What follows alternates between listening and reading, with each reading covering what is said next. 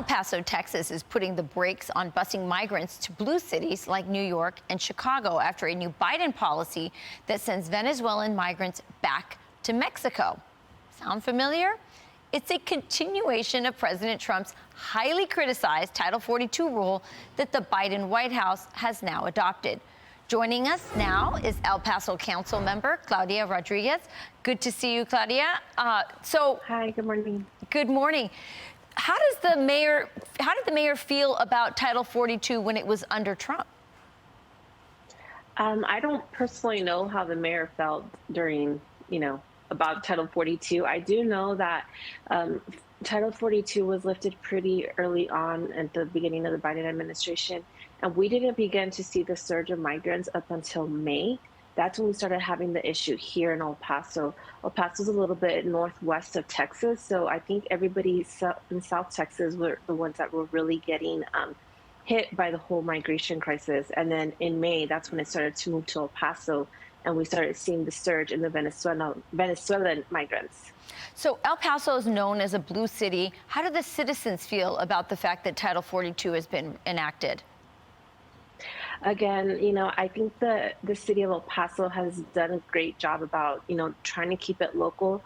My whole issue was that the El Paso taxpayers, our general fund, was funding this thing. So that's when I started ringing the alarm, and that's when people started paying attention and started saying, hey, this is not okay. We don't appreciate our hard-earned property taxes going towards paying for busing and sheltering and, handling an issue that does not belong to the city of El Paso. It belongs to, the responsibility is of the federal government. Yeah, there's no doubt about that. Since Biden enacted Title 42, 4,500 Venezuelans have been sent back. So there's been another controversy with the mayor of El Paso, and that is that he said in an interview that the president of the United States pressured him not to declare an emergency, and then he backtracked. I want you to listen to this because videotape doesn't lie. Right. Did the White House ask you not to declare a state of emergency? Absolutely not.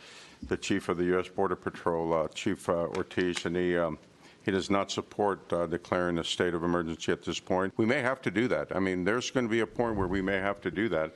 But at this point, and the White House has asked at this point for us not to do that. Okay, so Claudia, he clearly lied.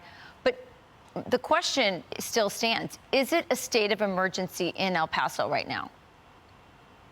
Right. So yesterday, I actually took a ride downtown where the crisis was originally, where the gatherings of all the migrants were happening at our local Greyhound station.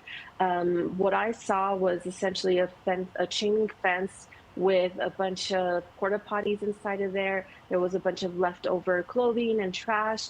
But I did not see a single person there. However, our airport is the one that's saturated with migrants. I am receiving messages from my constituents saying, hey, our airport is absolutely inundated with migrants. Wow, they're using the El Paso airport as a place to launch off to other places. Is that what you're saying is happening at the airport? Yes. Okay. Fascinating. Claudia, you've been a really honest broker throughout all of this, and I'm sure your constituents and the people and the good citizens of El Paso appreciate that. Thank you so much for joining us this morning. Thank you for having me. You got it.